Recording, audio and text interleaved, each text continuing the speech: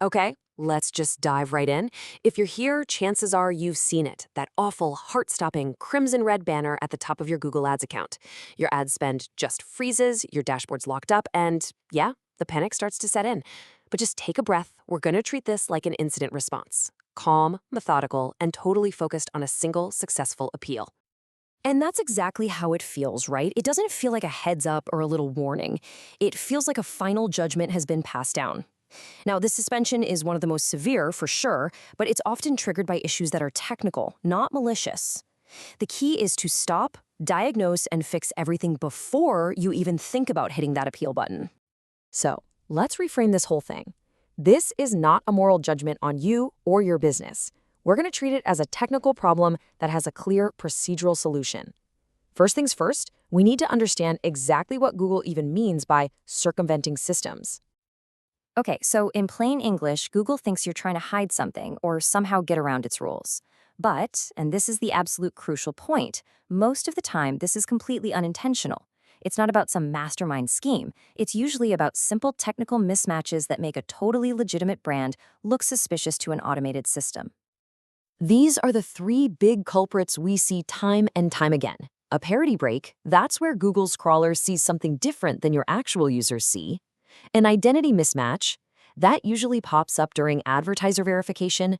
And a messy account lineage, well, that just means some old or related accounts are making your current one look risky. This visual right here, this gets to the absolute heart of most circumventing suspensions. If Googlebot tries to crawl your landing page and hits a pop-up, a geogate, or a login wall that a human user doesn't see, boom, that's a parity break. The system immediately flags it as cloaking, even if it's just a poorly timed marketing pop-up. If you can solve for parity, you solve most of these false positives. I get it. When that red banner appears, your very first instinct is to hit that appeal button and just plead your case. But a panicked, premature appeal is the fastest way to get a permanent no. We need to avoid the actions that will instantly, and I mean instantly, tank your chances. So, what are these deal breakers? Let's be crystal clear about the 3 moves that signal to Google's review team that you're trying to be evasive. These will almost guarantee your appeal fails the second they see it. First, and listen closely, never, ever, ever create a backup account. The system will link them and suspend them both. Second, don't just fire off multiple half-baked appeals hoping one sticks. One complete, evidence-backed submission is infinitely better than 5 frantic ones. And finally, if Googlebot still hits a wall when they review your appeal, it's dead on arrival. This needs to be your mantra for the entire process. Say it with me. Fix first, appeal once. You fix the root cause. You gather the evidence to prove the fix, and only then do you submit a single, comprehensive appeal. Discipline here is what gets your account back.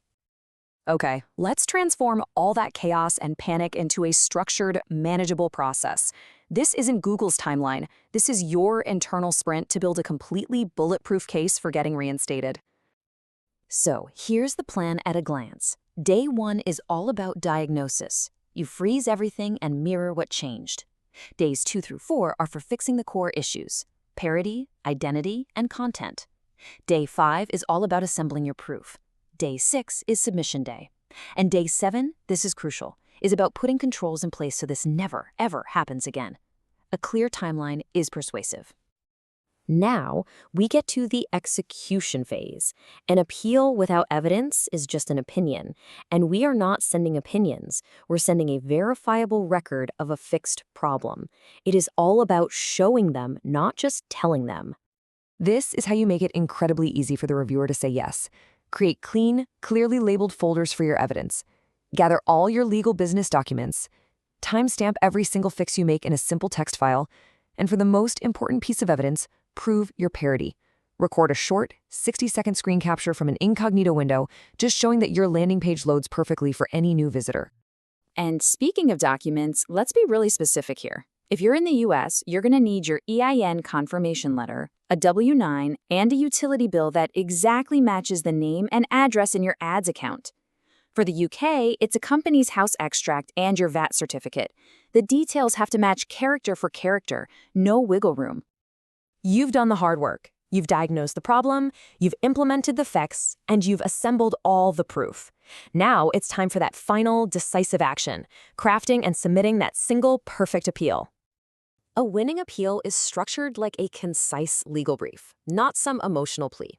You start by stating what you believe the root cause was. Then, you detail exactly what you fixed using those UTC timestamps you recorded.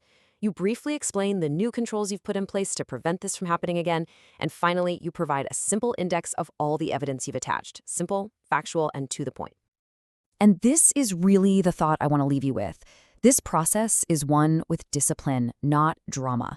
You don't need magic to clear the suspension. You need parity, an exact identity match, and a traceable record of your fixes. So send the record, not the emotion. One clean, calm pass is what wins.